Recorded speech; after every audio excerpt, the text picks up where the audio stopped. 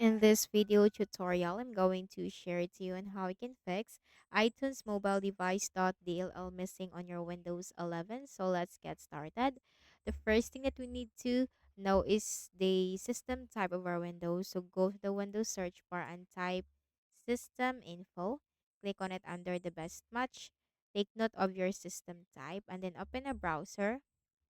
Installing the Visual C++ comes with the DLL files or the necessary files that can help you fix the issue. So search for Visual C++ redistributable and hit enter. Click on the first option. Scroll down and click the download link corresponding to your system type and simply install the Visual C++ on your Windows 11. Next method is just simply try to restart your Windows. Right click at the start button, shut down or sign out and restart. Restarting refresh your system programs and system processes, so try to restart your Windows.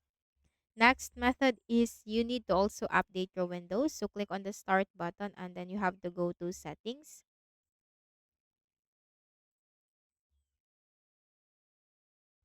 From the list of options on the left pane, click on Windows Update and simply click the button right here to download and install the latest updates for your Windows 11.